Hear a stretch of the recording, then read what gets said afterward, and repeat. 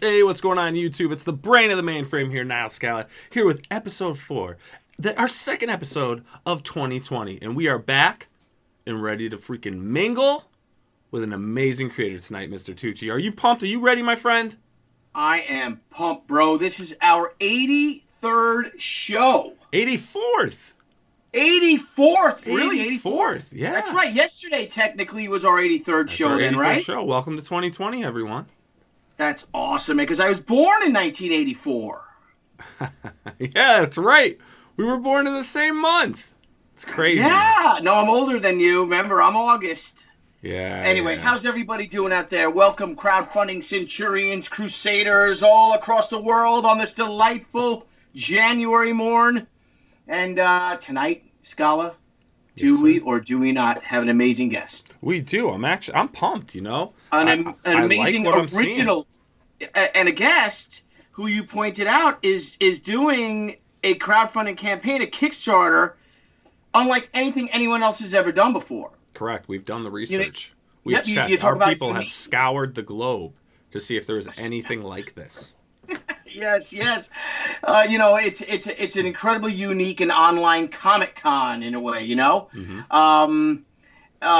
This is just wonderful. I mean, so why don't we introduce our guest who has unleashed her wings, grabbed her baby dragon, and is set to teleport to a magical world with us. A world overcome with demons who are looking to destroy all that is pure within said realm. So, ladies and gentlemen, without further ado or don't, can we please welcome, with a crowdfunding comics cheer, the one, the only, Wendy Steen Shaner. Wendy, welcome to the show. Wait, Wendy, is it Shaner or Shanner?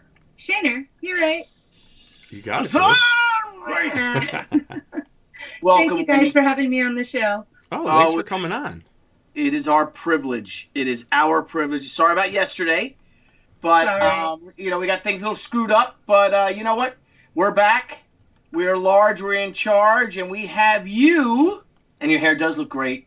And Thank you. Didn't have time to comb my hair. I'm sorry, because the dog. If I may, I was just telling them while we're a little late is that I went downstairs and I bought the Debbie's out for her business, and the dog. I bought the boys fried chicken, and I went downstairs and I see the fried chicken container or the pan, whatever it comes in, the big Tupperware. No. Yeah. All on the kitchen floor and completely gone. And I said, "Did you guys eat the fried chicken?" And of course, my son William is half asleep or listening to I don't know what he's doing. But yes, they did eat it. So the dog did not eat the chicken, thank goodness. Thank goodness. So your kids just ransacked it to make it look like a dog ate it? Well, I think what kind of children are you raising? No, when they snuck away, and we have a 95-pound Shiloh Shepherd. She literally jumped up on the counter, and she's very good, but chicken is the bane, is her weakness. And she pulled the container down and basically ate all the crumbs or whatever is in there. So. Oh, gotcha. So long story short, you didn't get to comb your hair. I didn't get to comb my hair, and one of the toilets was running, and I don't know if you guys have this in your house.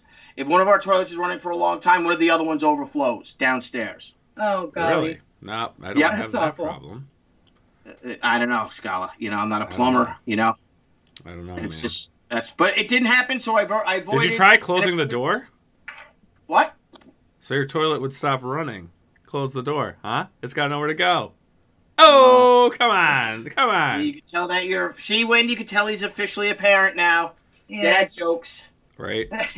Hey, hungry, I'm Nile. So anyways, Wendy. She's like, oh my gosh, what did I just get myself into? These guys over here. She absolutely did say that. She's like, oh, shoot. I've seen her eyes. So, Wendy, I would love to just get a little bit to, find out more about yourself, how you got into comics. Can you give us your origin story? Did you grow up reading books? Tell us everything. I did not. When I got married really young. Mm-hmm. And my husband and I started a family. We were like 20 and 21. Wow. And he had been really into comics growing up. And I hadn't really been exposed to it. It wasn't until we had been married a few years that we finally like started to, well, we were able to afford to go to the comic book store again, and he was able to start collecting. And so I started reading comics at that point. So it's only been maybe the last 15 years that I've been able to really kind of explore the world of comic books. And I just fell in love.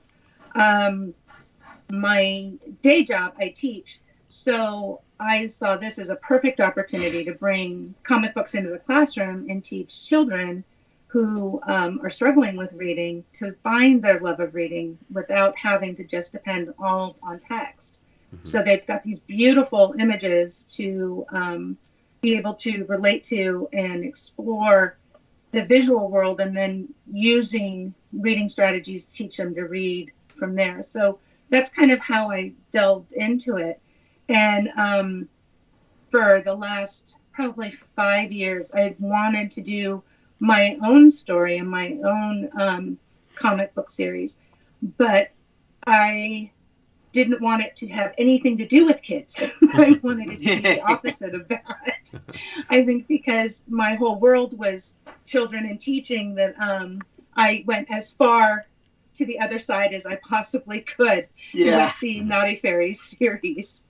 They are stripper assassins too. Stripper assassins, exactly. And that was where it's funny how I kind of came up with the Naughty Faeries stripper assassins, because I've always had a strong passion for understanding kind of our society and what's going on around us. And I struggle when I see so many awful things happening. And it's kind of like just a weird personal thing that I have. But I really have a hard time understanding how people can just do awful things, because that's just not how I think. So the Naughty Faeries series kind of challenged me to explore some really dark and awful things happening, and I kind of address them as societal issues. So I kind of took a platform of where would maybe some bad guys go, maybe to kind of unwind and let their guard down, where they wouldn't necessarily be, afraid of being caught or something like that. And I thought, oh, strip clubs, and okay.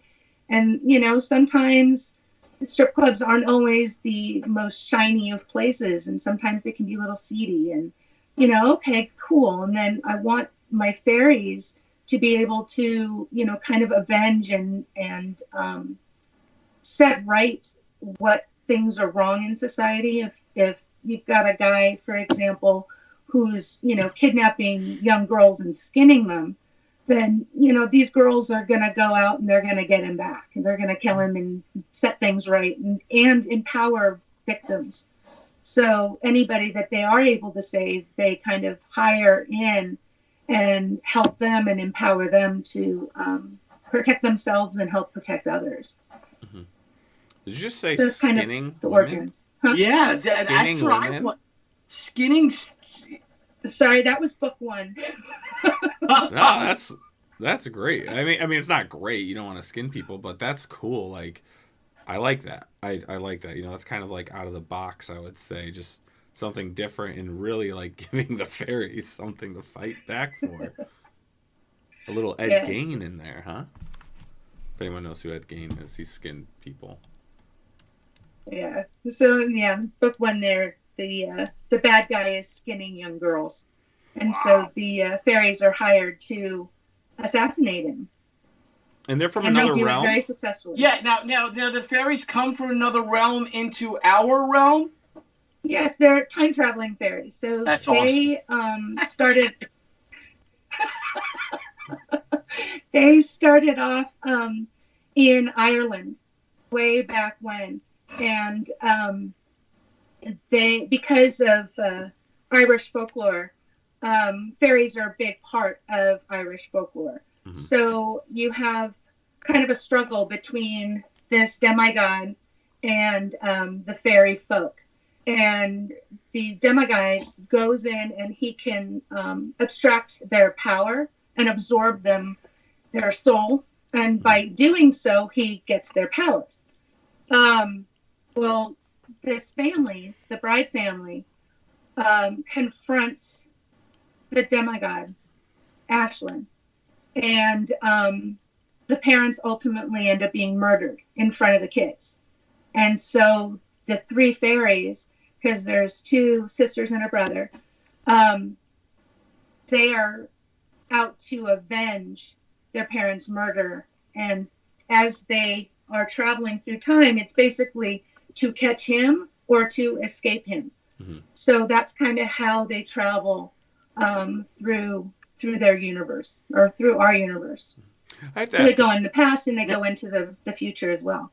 I have to ask you though, seeing that you kind of got into comics later in life, what kind of comics and characters intrigued you and brought you to where you are today? Like, what did... Deadpool was my first. Deadpool. Yeah, he was my first. The sarcasm, kind of being able to say whatever you're thinking, and just having a good time, kind of not taking yourself so seriously. I mean, I have tons of the She books, and I have tons of, we have Lady Death, and we have, I follow Grimm's Fairy Tale. That's kind of my favorite series that I have, that I've been collecting. And it was just being able to just kind of disappear for a little bit and escape into some amazing artwork and some good storytelling. Mm-hmm. Nice. I have to ask, because I noticed a lot of your tags, your handles are comic art groupie. Yes. Does that actually fall into, do you collect comic art? I mean, what does that mean to you? Comic art groupie ended up being kind of my husband's nickname when we would go to the cons. Our first con was in, we went, I want to say 2005 to San Diego. And that was our first Comic-Con. And oh goodness, we were so overwhelmed. And you know your first big show like that. As an attendee, you're just like, holy cow, there's a whole world just for me. And how awesome is this? And I would start taking all of my comic books, and Billy can attest to this because I've brought him stacks and left them at his table, as a matter of fact. Yeah, I remember. So my husband started calling me the comic art groupie because I would take and follow artists, and I would have them sign my books, and I'd have my card, and I'd have like my backpack and my print bag, and just trailing along all my stuff to have different people sign. And so that's where comic art groupie came from. And then, you see behind me on the banner, in fact, Billy's signature is way up, just next to where it says art is Billy's signature up there. But that was was that at San Diego that I signed that? No, I think it was it Phoenix maybe? Phoenix, no. I think it was. Was it? I think it was Phoenix. Or Los Angeles? I never been to Los Angeles. I think I was at one Los Angeles con, but I don't know, maybe Long Beach I did a show, or... Oh, it could have been Long Beach. It was like last year. When was it? You signed it 2018, it says. Oh, yeah, no, that's got to be Phoenix then. Oh, okay. Phoenix, yeah, it's got to be one of those. Yeah, I have not been there because I have not been to a Los Angeles show or that Long Beach show, and oh man, maybe since 2002 or 3 or something like that. Yeah, maybe Vegas. Yeah, it could have been Vegas. Yeah, well, not 2018. We weren't in Vegas. No. Yeah. Or was I? So anyway, so. Oh, Steve. Sorry. So when I started vending the shows, back in 2015 was my first time vending, and I was doing bags and purses and wallets and stuff like that. And I was at a show in Ventura, and Tone Rodriguez came over, and I had become pretty good friends with Tone. And he saw my banner, and I said, hey, would you mind signing my banner? And so he signed it, and I'm like, oh my gosh, this is just perfect, because this is kind of just representative of me and my love of comics and art and the artists that draw them. And so I'd have my friends and different people I admire come and sign my banner. I'd drag it to their table, and they're all so kind to sign it for me. That's so cool. Well, it's an honor. So thank you for having me be a part of that. Thank you, Billy. And thanks for buying my books. Helped change my life. I have a whole section in my library dedicated just to she. Well, you're going to be sick of me in the next few years because I have a lot of stuff coming out. So I'm excited for it, and I'm ready for my Kickstarter package or my Indiegogo. I don't even remember where I pledged on it, but I'm ready for it to come. Well, thank you. We're working on it. We're all killing ourselves on it now. Slaving away. What are you up to? What do you have? 2,400 backers right now? Yeah, that's the thing. So right now we're shooting for late March to have everything shipped out, and we should. But oh my gosh, it's like 2,400. And that's a lot. That's going to be a lot of packing. So that's amazing. A boatload of packing, man. A boatload of packing. So I say get some beer, get some food, and we'll all come down and just bang it out. We'll make an assembly line. That's what we said. That's bang what it all out, thinking, man. Boom, boom, boom. Maybe even having like at the American Legion Hall. Yeah. And we have like a fulfillment party and have people who are local come and get their stuff, and then we just hang out and just take over the post for a day. That's it, or man. two. Bang it all out. Like a good plan. It is a lot of work. It is. Yeah. So Wendy, if we can, before we get into the story and all, we got into you, but can you explain the concept of it? I mean, you're doing something so original that, and Nile and I were talking, and then Nile was researching it. No one else is doing what you have right now. You have such a unique campaign. So can you fill us in a little bit on it? Yeah. When I started thinking about what I wanted to do, kind of this was supposed to be like a mid-campaign between book 3 and book 4. And I wanted something just to kind of fill in that section. And I thought, somebody asked me, well, when are you coming to the East Coast? And I said, well, I'm not planning on coming to the East Coast anytime soon. And they said, well, how am I supposed to get your stuff?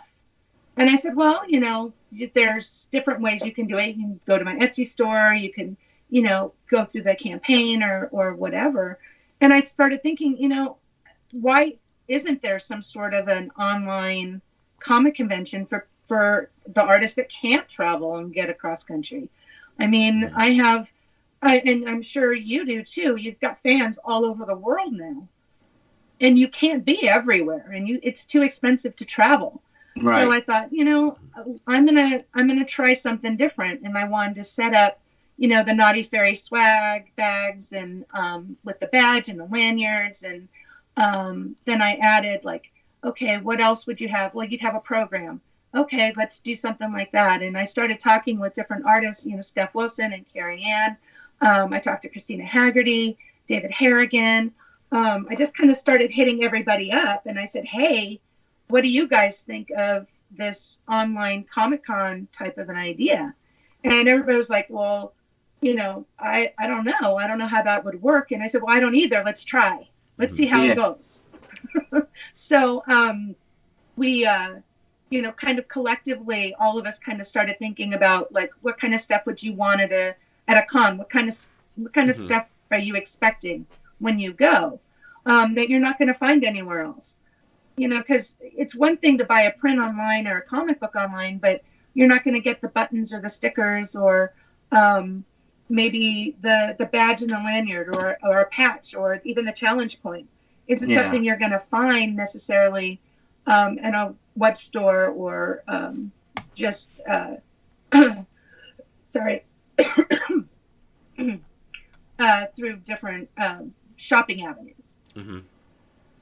So we decided not necessarily I guess my team and I kind of sat down and we thought, okay, what kind of stuff would we want? If we were going to a show, what would we expect to bring home? Yeah. Or nice. What are some of our favorite things to bring home? And that's kind of where the Comic-Con online kind of came from. And then, I've done some videos online where we did an artist alley talk and chat.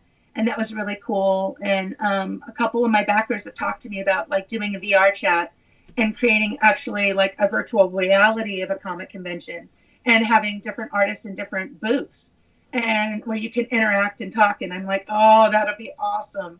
Yeah. So, I think if this is the first one that's been done, it can only get better. and it can only become more exciting. Right now, it was kind of like, well, let's see what happens. Mm-hmm. And we've had a really good response, and everybody's having fun with it. I have a private, it's a private group on Facebook.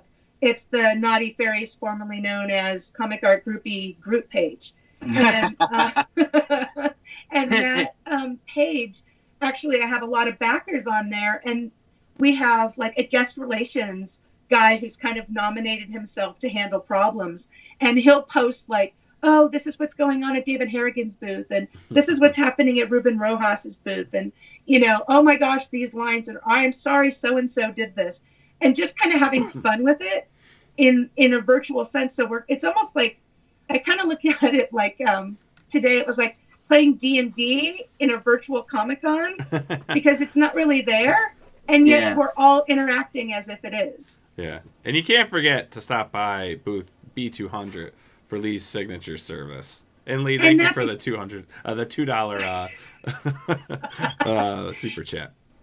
Thank you, Lee. I mean, that's the stuff we've been doing, and it's been fun, and everybody's been so playful with it, and really kind of enjoyed it.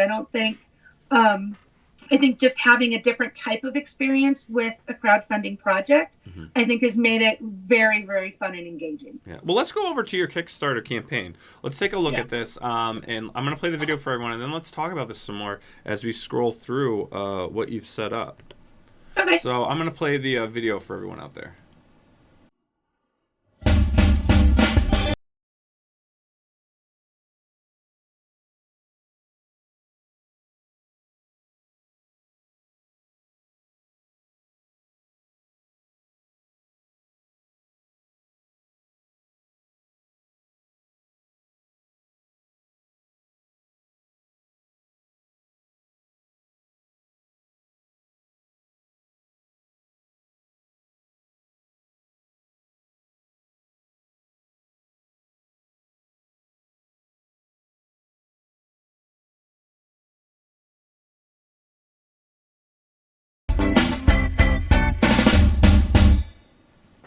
That's so cool.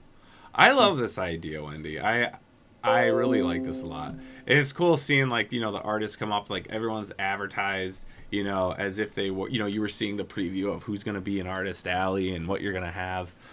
This is really neat. And you even have, if you guys go to the page, you've got the whole convention mapped out right here. Yeah. I think that was one of my favorite things to do. Because it kind of that was like the first thing I made for the project, was the map, because I'm like, okay, I need to visualize where I want to put people, how this is going to look. The Comic Art Groupie convention guests, those are all previous artists that have worked on the project, but aren't maybe there as a permanent thing. Maybe we just bring in a couple of their covers to the Comic Art Groupie table, and that's where they can get more copies of different things that they may not have known were out there. So this Kickstarter, this is a virtual comic convention dedicated really to all the past work and some present things you've done with Naughty Fairy Stripper Assassins.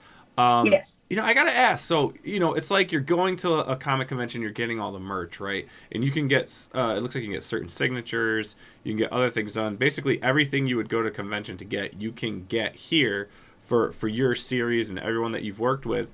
I have to ask, and I want to jump into this question. Where do you see this down the road? I mean, if this is successful, how do you expand this virtual convention, like this virtual reality convention network you're creating? Yeah, I am so excited, because if this is something that ends up taking off and going and kind of exploding, I think you could have VR chats where you walk into this virtual reality room and you're looking at different booths and interacting with artists who are on at certain times, or being able to go to a virtual reality type of panel and having panels set up where you can talk about different things. We make jokes in the Face group chat about how like Seth Wilson's going to work with circle templates to draw his girls, or you know, just different things like that, just kind of having fun. But I really think that this could be something that you could interact with artists that are worldwide, not just here in the United States. But, you know, I have a lot of backers that are in Europe and Australia. Now, I don't see myself getting over there anytime soon, but this is a way for them to interact in a convention setting and get all of those things that they would get without having to, you know, spend thousands of dollars to travel. Yeah. Yeah, and you think it too, be like, you know, with shipping, I've got several messages from people who supported us on our crowdfunding campaign for Zombie Sama, say, and even for she, and that the shipping is just so expensive to Europe.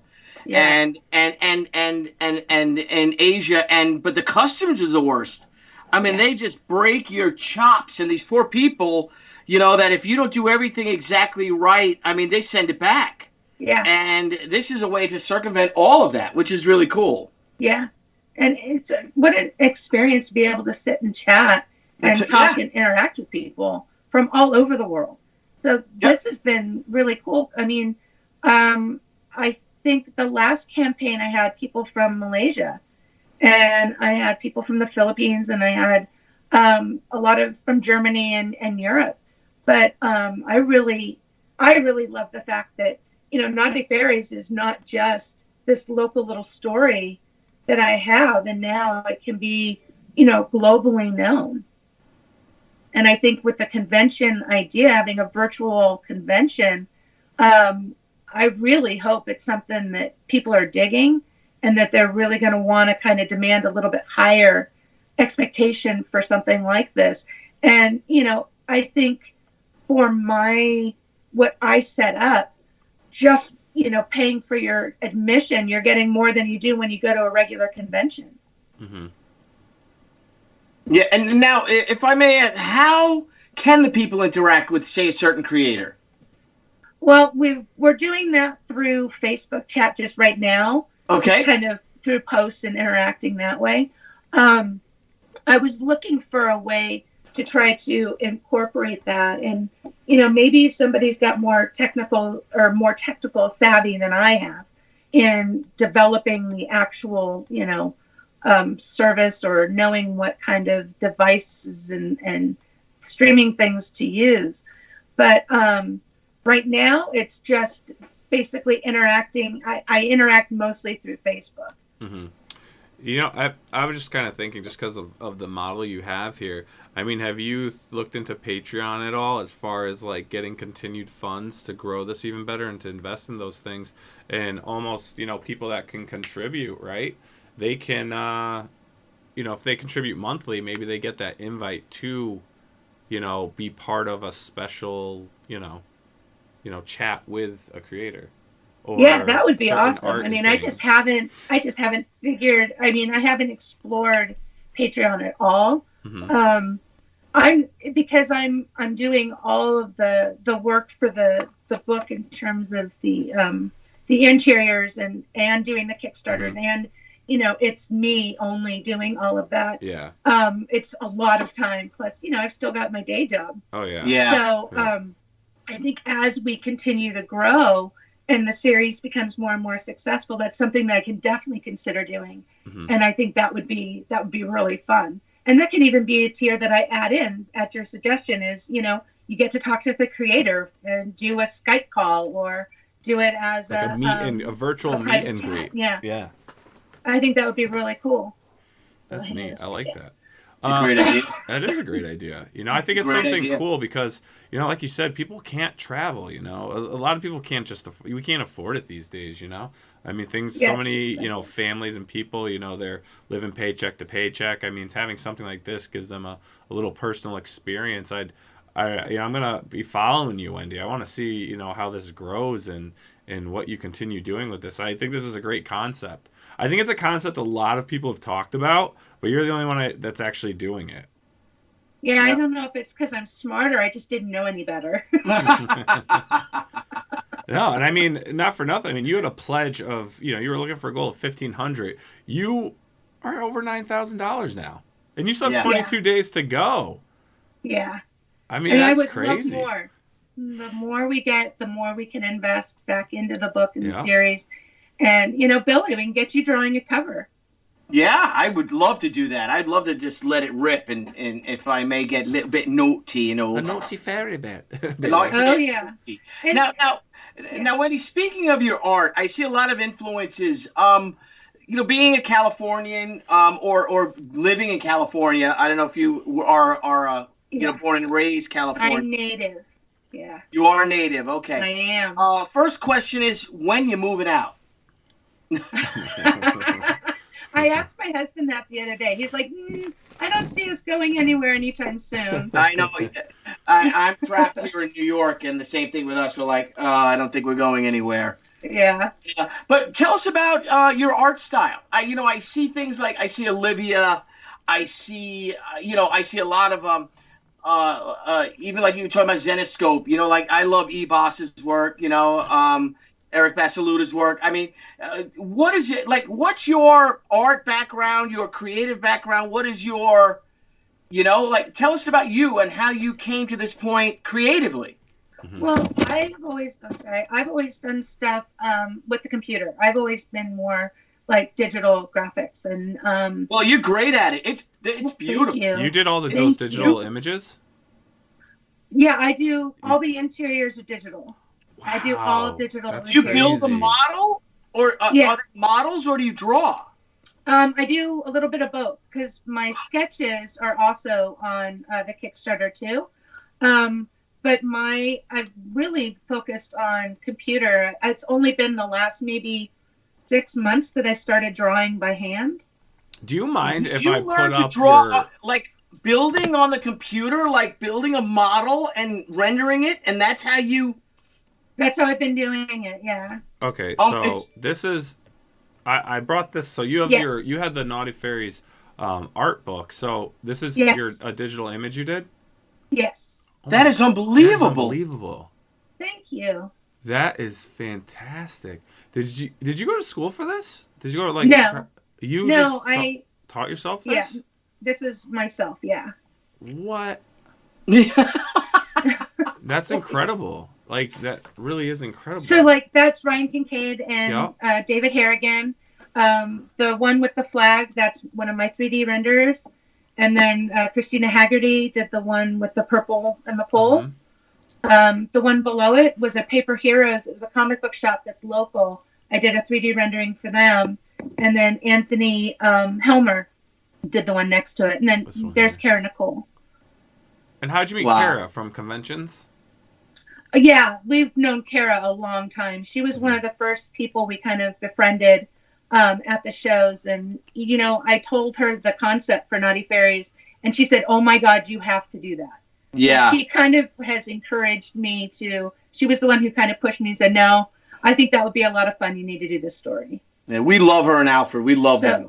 The one you just passed was a render that I did. This one, it was like an Well, Assassin's Creed homage. You did you do the image? There was one I remember seeing of a fairy, and she's like all in white, like a white fairy with like wings and like a black costume with, I don't know if she had on her arm. I'm sure it's on your Kickstarter page. It was like a like something around the arm. It was incredibly striking. She was looking down. If we can go to her page, maybe For the latest campaign?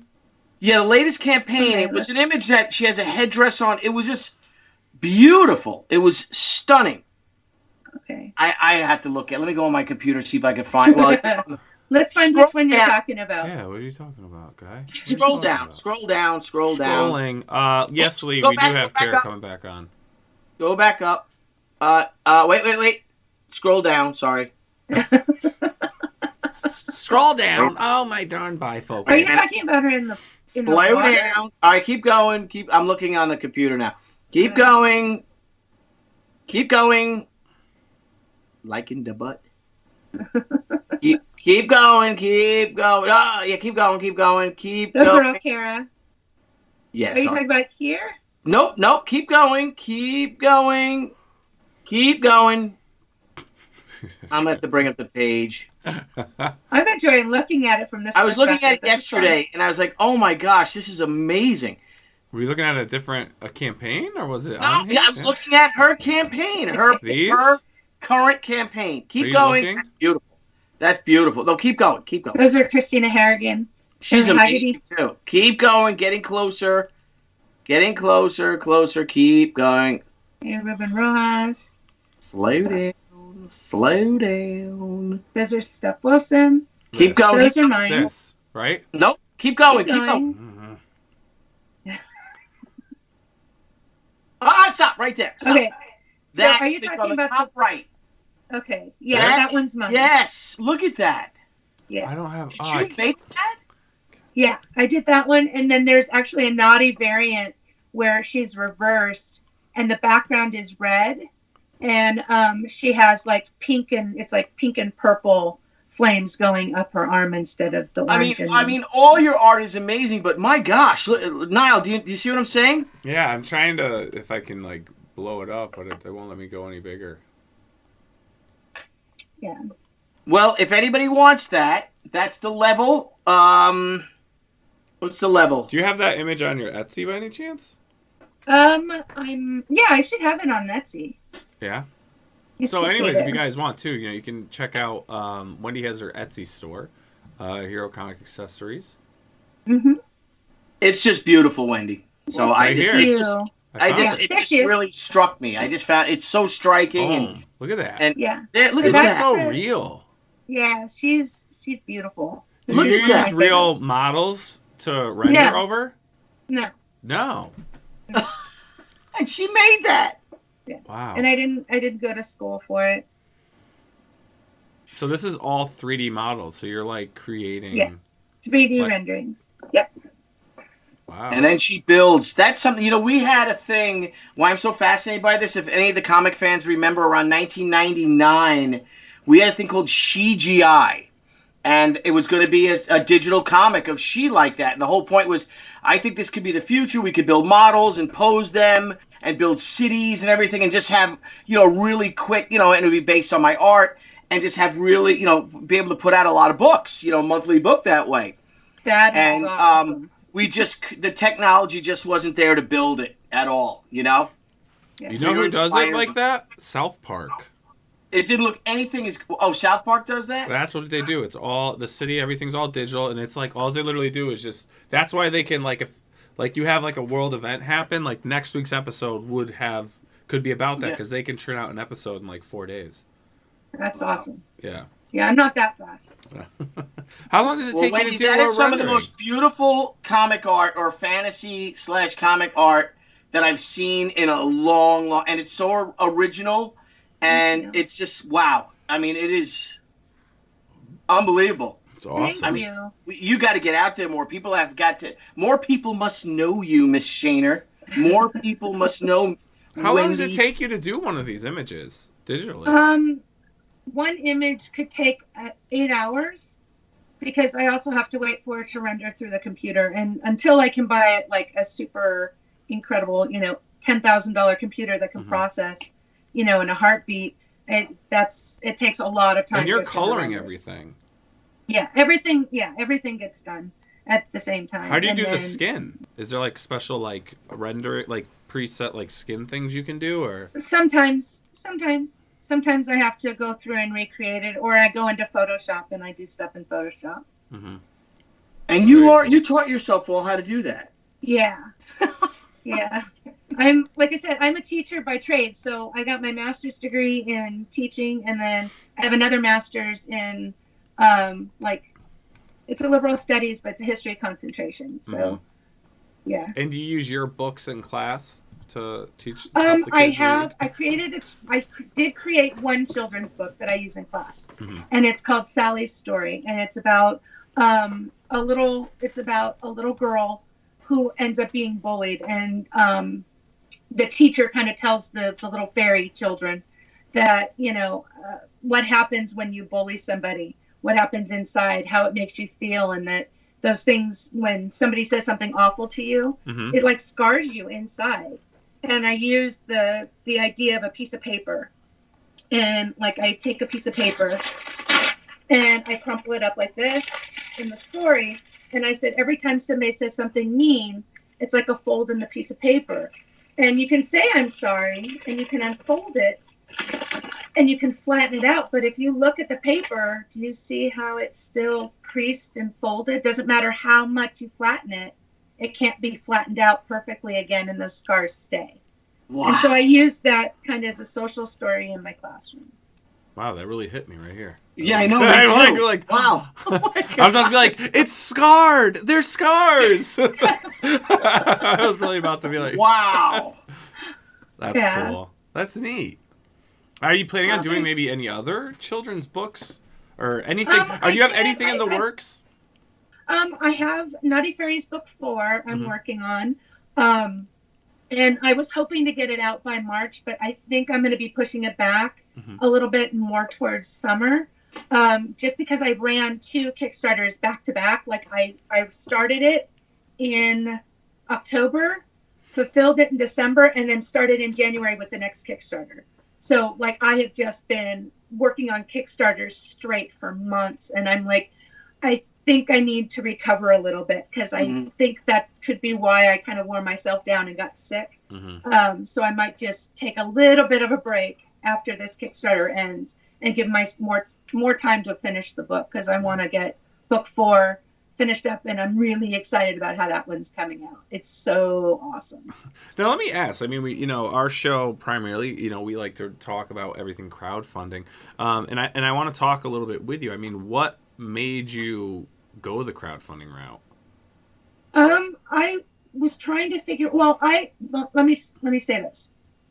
I have backed over 100 Kickstarters over the last 3 years. 109 exactly. I have really become a huge, even before I started my own Kickstarter, I was already a fan of Kickstarters. It kind of became my new pull list.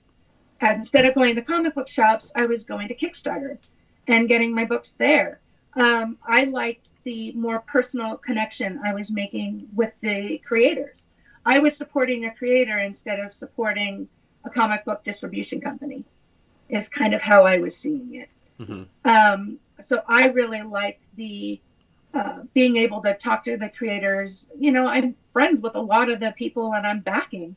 I've met them, I've talked with them. I really like supporting them directly. Yep. And then seeing how their work grows and just kind of that good feeling of supporting somebody that I've met and that I care about.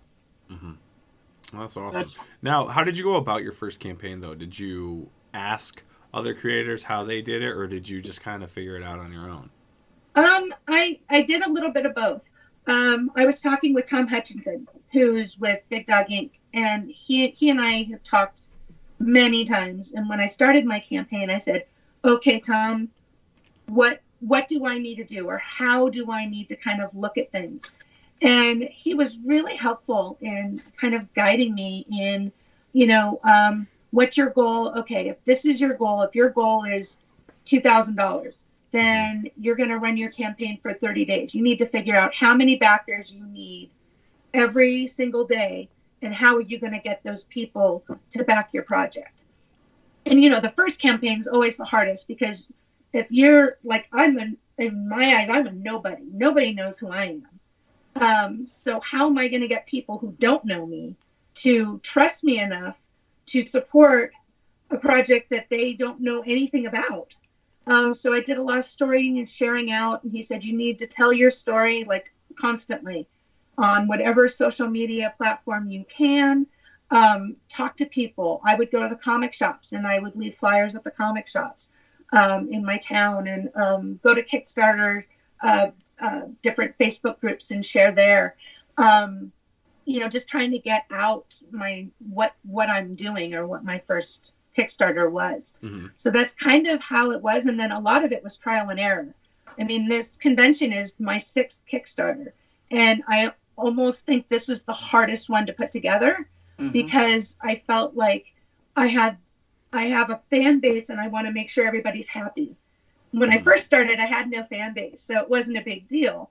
now I've got a fan base, and it's like, I don't want to let anybody down, and I want to make sure everybody gets what they want, and they feel like they get their money's worth. It's all about making people happy and part of the process. So that's kind of where I'm at on this one. Now, and let me ask you, I mean, what advice do you have now? Now you're a veteran of 6 campaigns. So, I mean, what advice do you have for someone that's kind of where you were however many years ago when you did your first campaign? I mean, what's the best advice you can give? I really think it's make a good product. Make something that's really good and that people are going to feel has value. If you're putting something out that is just kind of mediocre, you don't want to be charging people, $75 a book just because you think it's worth more. I mean, you want people to feel like they're getting their money's worth, for one. 2, definitely talk to people. I mean, you have to talk to people. If you don't, you're not going to get very far. I see campaigns go on, and at the end of their campaign, they have 0 backers. You mean you didn't even get your best friend or your mom to back you? Yeah, exactly. You know what I mean? I mean, you have to tell people you're doing this. Just putting it on Kickstarter isn't enough. You have to share out. You have to find different social media avenues, but you have to talk to people. You have to reach out. Yeah, I mean, even like through Kickstarter, we had Steve Peros, my writing partner on the book, and Steve went to our high school class Facebook page, and went to our friends, the kids that he grew up with that are now adults and parents and things like that, and went to them and said, "Can you help me? I'm doing this book. I'd love your support. You guys have known me." And he got a better response from the people he grew up with than all the Hollywood people that he the swells that he parties with. And he went to the people that knew him best or knew him first. And so it's pretty, it's pretty, they're out there, the people you just, like you said, it's a full-time job too. And it's tough because you have, you're 3 jobs. You're a mom, you're a school teacher, and you're, a Comic-Con now creator, Yeah. But it can be done if you want to do it. No one said it's easy. If it was easy, everyone would do it. Right. It's a lot of work. I mean, you have to, that's the other thing, is you have to be willing to put in a lot of extra time. Yeah. I mean, like every time we hit a stretch goal, there's a new graphic to be made. I have to update the page. I've got to update Facebook. I have to update Instagram. I have to go on and create the new graphics. Or, oh, great, I've got 3 new sketches that I just did. Okay, I need to make a graphic for that. I need to, post that. So I'm constantly updating it. You can't just leave the Kickstarter on its own. It's not. It's like a plant, and it will die. You have to keep nurturing it through the whole process. So if you're doing a 30-day campaign, you have to dedicate 30 days to that campaign. Yep, absolutely. Now, the great Renzine is interested. I'm doing a cover. Oh, and he's great. The great Renzini did a cover for me. He was part of our campaign. Yeah. He did a beautiful cover. So I saw it. It was beautiful. Maybe we could put you in touch, and Mike can be part of the comic convention. That would be awesome. I would love that. And now he could be a new added edition or something like that. Oh, absolutely. How can people reach you, Wendy? And maybe we could punch it in the comment section if there's a direct email or Instagram, you can Twitter. Email me, Wendy Shaner at gmail.com, or just go to my Facebook and you can friend me there, and then we can talk. Because that Facebook seems to be the most accessible for people. For whatever reason, every once in a while, Gmail starts censoring my emails and I don't get them. Well, here's it. Wendy Shaner at gmail.com. It's all capitals and putting. Let me know if that's right. Did I do? Wendy Shaner. It's my name, and then at gmail.com. Yep, and then your Facebook page too, and maybe I don't know if Herr Blevins or someone could grab the link. Now, accepting friends at I know Mike Renzini for 20 years. He's a great guy. So if you get a friend request from Mike Renzini, he's a good guy. He's not. Okay, I will absolutely add him. So And Frank And there you Amazing go, will have Mike. all the links up in the show description, as well as he'll start posting some links into the chat. Awesome. Now, Thank you. how is let's put your husband on the spot for a little bit. He's got this amazing wife who's putting out these great books, meeting all these great people, and he was the comic book fan first. Right, he was. So how is he handling all this? Is he loving it? Is he relishing in your glory? I don't know if he's relishing it. Is he the first husband of comics there? Right. I don't know if he's relishing it. I think he's happy, he's proud. He likes seeing my little story become successful. You know, he's just been awesome and supportive. So, you know, he doesn't say anything bad about what I'm doing at all. Mm-hmm. He is the comic. Now he's married to a comic book superstar. So I don't know if I say superstar, but you're gonna make me blush. Oh, no. Well, I'm gonna make you blush one more time now. Now a question. Getting a little deeper now. We're getting to know you. You know, what's the rumor about your tattoo? Yes, death tattoo. I have a Lady Death tattoo. It's a full thigh piece on my right thigh. It goes from just about the start of where my leg is down to almost my knee. It was a piece that Dawn McTeague, it was one of her covers. Dawn McTeague, sorry, I want to make sure I pronounce her name correctly. Christina Haggerty did the inking on my tattoo, and we went to Fiend Fest. And Brian has seen my tattoo. There's a really great picture he took. It was right after I had it inked. Where he's down low, and you see a picture of Brian, and you see my leg piece, and it's not colored yet. It's just the black line and the shading. And he loved it. He thought it was one of the most beautiful pieces of Lady Death that had been done. Well, we went to Fiend Fest. There it is. There it is. Wow. Yeah, it is a beautiful piece. Look at the work on that. I know, that's awesome. Those Dawn's eyelets, fantastic though. She's an amazing artist. Those eyelets there's eyelets on there and eyelets, and it's beautiful. It's a beautiful piece. I have to ask, was that a painful piece to have done? You know, I don't mind the outlining at all. In fact, I fell asleep. I think Christina worked on me for 3.5 hours. She's amazing, Christina. During the inking, Christina Haggerty. My gosh. And I didn't mind it too much. It wasn't until we got to the shading. The shading part is very painful. So that one I did not enjoy the shading, but the outlining doesn't bother me. After a while, it just becomes like numbing.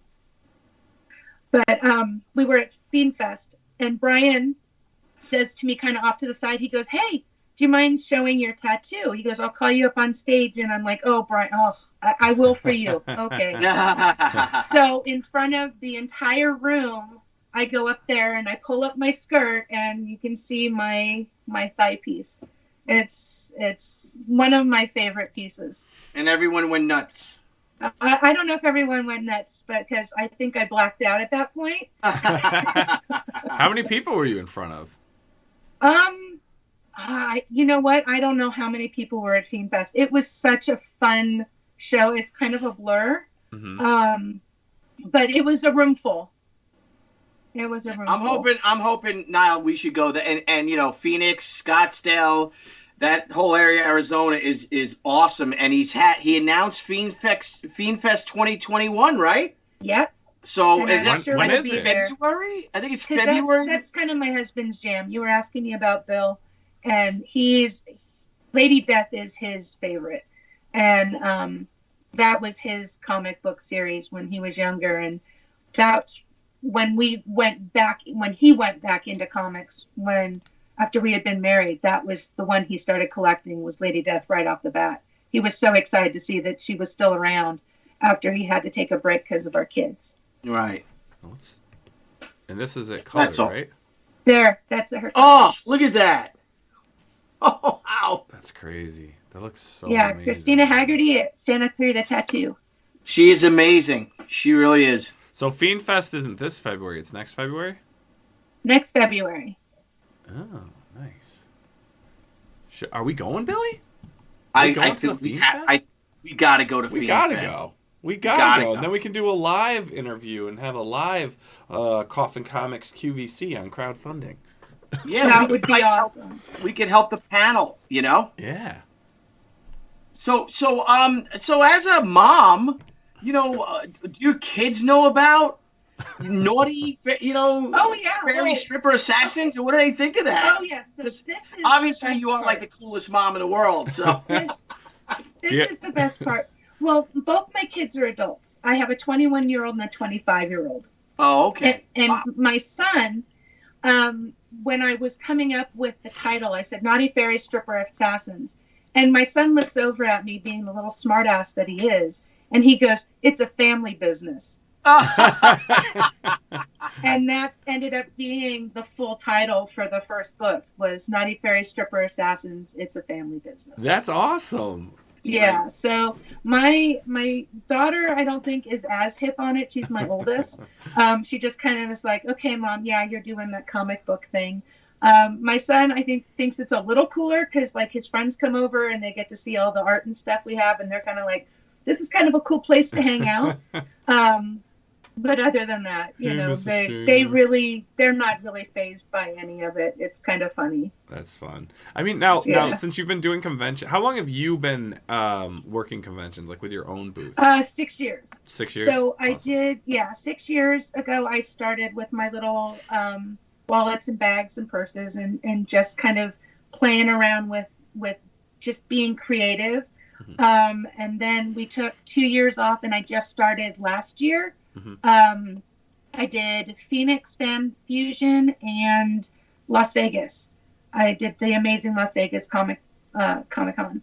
So I did those two shows over the summer, this last summer. Mm-hmm. So, yeah, that's how long. Now, I have to ask, since, you're published, you're going to be going on to your 4th book in this series. You're obviously meeting creators and stuff. I mean, has there been anyone that's been very influential in this journey? Like someone you're like, this person is my friend. Like I could call them. Like, is there anyone that's really impacted this? There's a few, and it's hard because I don't want to make you don't have to anybody single sad, out. and I don't want anybody to feel left out if I don't mention them, because seriously, just this series alone, Alex Cocken has done an amazing job with the series. David Harrigan, Lorenzo Sperlonga, Steph Wilson, Karen Nicole, Christina Haggerty. We've got Nancy Vasconcelos, Kylie Knight, Ruben Rojas, April Grady, Reina. There's so many people that have been involved in the series. Ryan Kincaid helped me out on the first one, Tone Rodriguez. Like I said, I feel bad because I know I'm not saying somebody, and I don't want anybody sad, because that's just who I am. You're sweet. But honestly, I mean, so many people have helped me out. Monica Bauer was on my second book, and she ended up going off to do digital stuff. She just worked with us for a little while. Trevor Grace did a couple pieces with us. Sorry. There's just, honestly, there's so many people. In terms of like this campaign, Steph Wilson and Carrie Ann, they've helped me tremendously. Karen Nicole, I mean, she's amazing. We're doing a cross promotion right now. She's launched Fire Bitch, and then Fire Bitch. Yeah, it's awesome. It's so great. So we're actually doing a cross promotion because she's like my official cosplayer for the Naughty Fairies series. I mean, she made her wings for the Naughty Fairies costuming, and they're amazing. So we decided, if you back both projects, her Fire Bitch and Naughty Fairies, the comic convention, you get a free Kara card.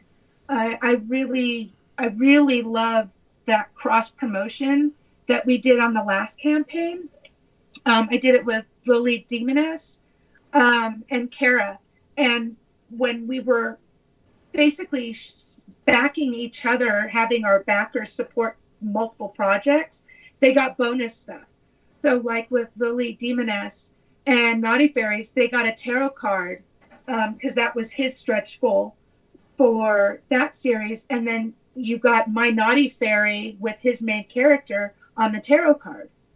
And then with Kara, we did, I did a cosplay print that was from Naughty Fairies. So if you backed her calendar, you ended up with one of those free. So I like that collaborative part because we're raising each other up as creators and showing that we're not trying to compete against one another. It's really more of a collaborative effort, and I want to show that we're a tight community. And so I'm looking for other creators. You know?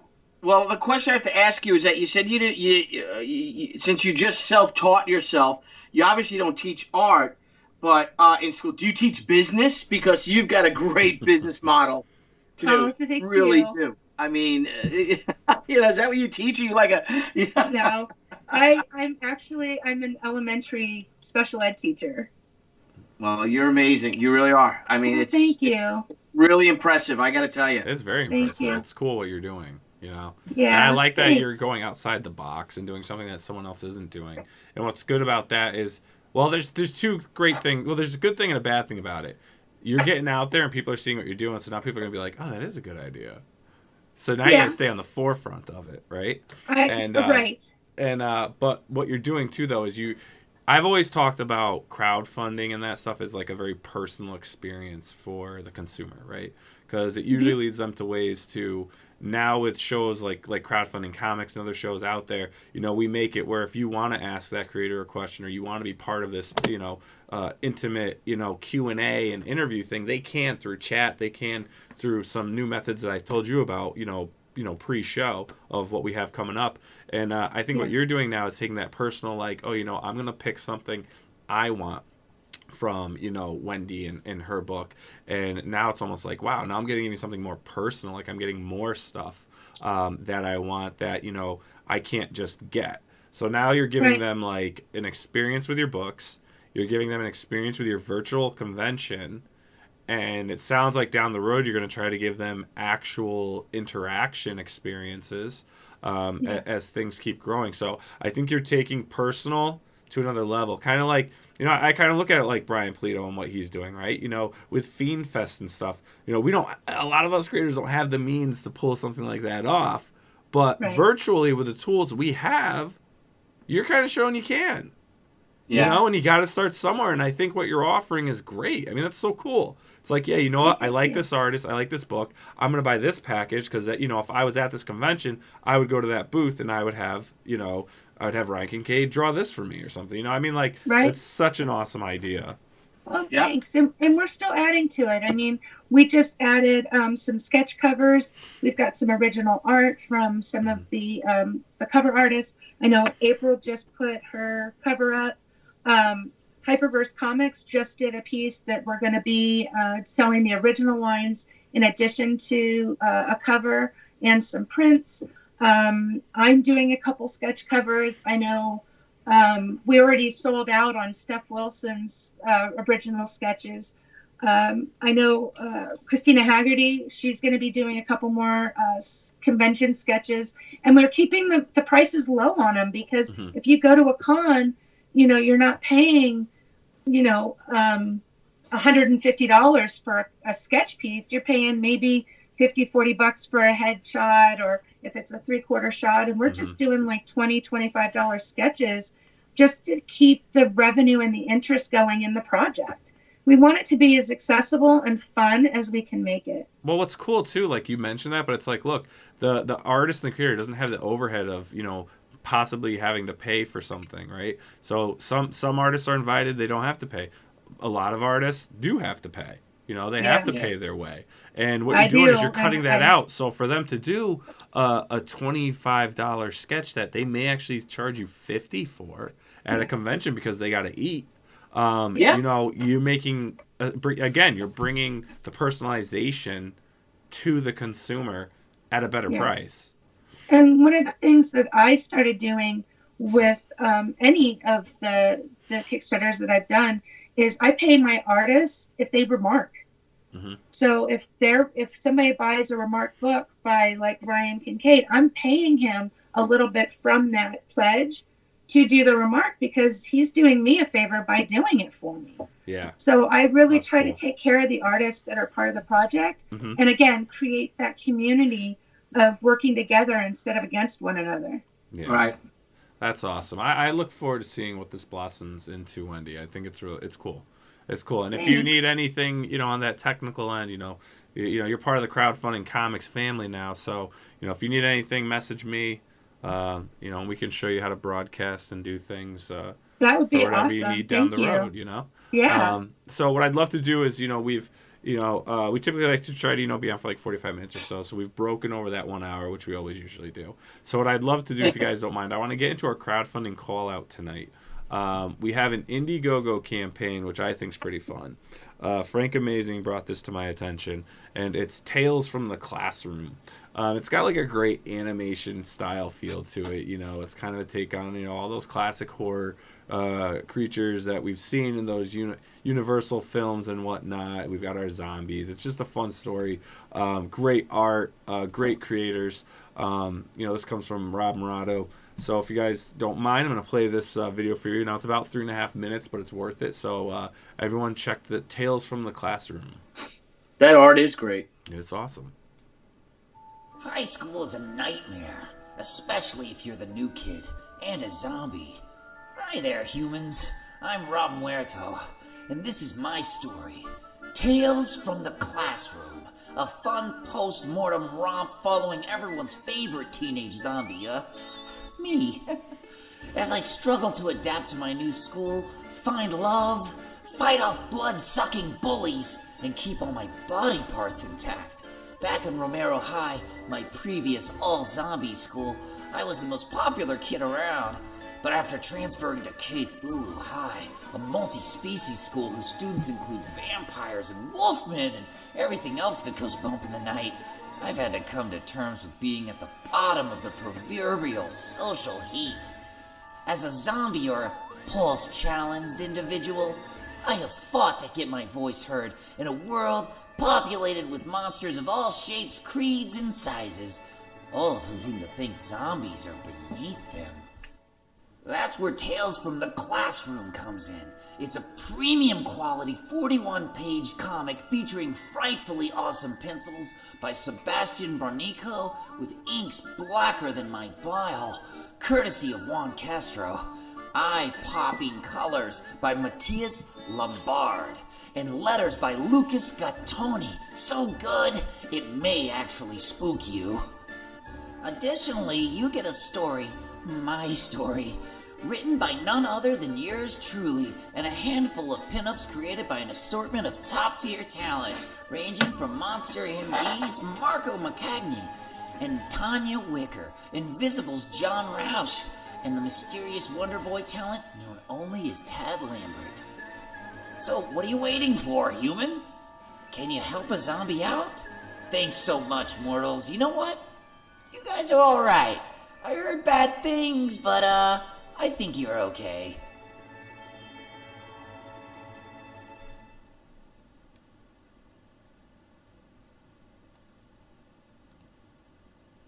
All right, so there you have it, guys.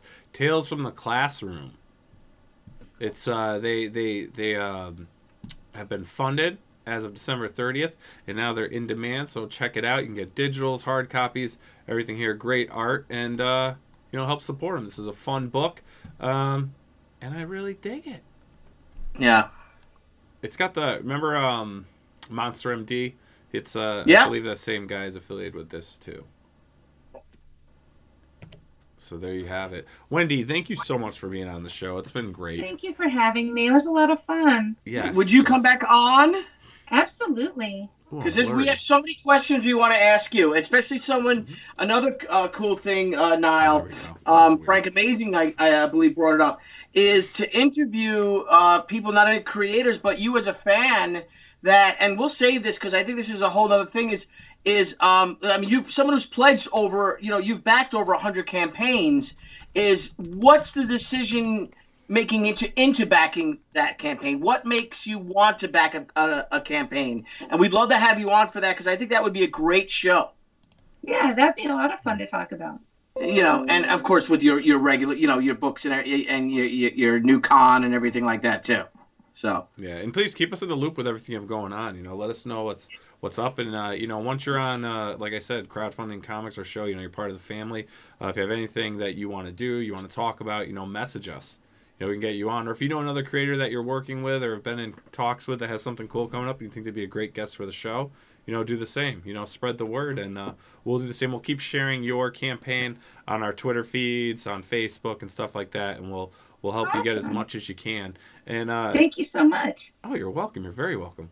You've been such a joy to have on the show. And just so everyone knows, Saturday we are going to have Richard Johnson on. And if you're not familiar with Richard, he is the man behind the creator of Bleeding Cool, which is one of the top, comic book sites, really pop culture sites, talking movies, video games, comics. They're not afraid to voice their opinion, point people out, talk the good, the bad, everything. So I think that's going to be a fun show, and we'll be talking, 2019's top 100 influencers in the comic book industry and why some people made it and why some didn't. So I think that'll be a fun show. Hope, that's going to be a very interesting show. Yeah, and since our guest is from England, it'll be 9 p.m. his time and 3 p.m. our time. So it will be, I think it's our first Saturday show, Billy.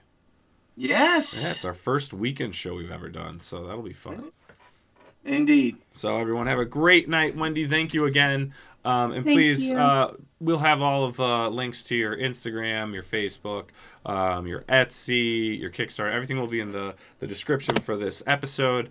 So if you want to find it, please go there. Also, feel free to check our fan page for that information as well. So, Billy, my friend, don't work too late. Have some fried chicken. And, make sure you get that hair combed. I want to know, and, you had 24 hours to do it, and you still didn't. So we'll set it for another 24, and maybe we'll get that hair combed. Man, I didn't take a damn shower until about an hour and a half ago, so. It's all good. No one needs to shower. Wendy, you are delightful. Thank please you. Tell your husband we said hello. Hello. And thank you so much for coming on to our show. You've got an amazing, amazing talent and an amazing campaign and an amazing idea going on. Thank you and we're so much. happy Thanks for for you having that. me. Yeah, we're so happy you're so successful with it. And another thing is, Wendy, you launched this campaign the worst time ever to launch. In January, you know what I mean? After Christmas, but look how great it's doing. You're killing it. There are I look at it like this. There are so many Kickstarter campaigns to choose from that is coming up. I am just thankful that I have been chosen as one of the few, because I know personally I have 6 friends that are launching in the next week, and it's just like, oh goodness. Oh yeah. Yeah, Lee, low some blow. pretty amazing stuff coming, and I'm just hoping that we've got the staying power. You will. You do. And you're going to be successful. You're going to be so successful that once it hits, we'll steal the idea ourselves. Oh, no. And Lee, yes, I'm envious of people with hair because I'm losing mine. Thank you, sir. All right, everyone. Lee goes, Nile has to live vicariously through other people's hair. Yes. Oh, so that's why you're so I'm upset I hair didn't comb my damn hair? Yeah, man. I have to so. comb mine forward so it looks like I still have something. I wish I had one of those, like, where, like, when the wind blew, like, my hair from here would be hanging back here. And I'd have to, like, wet it to get it to Yeah, well, stay. you're a tall, handsome, chiseled face man, so. Oh, thank you. All right, everyone.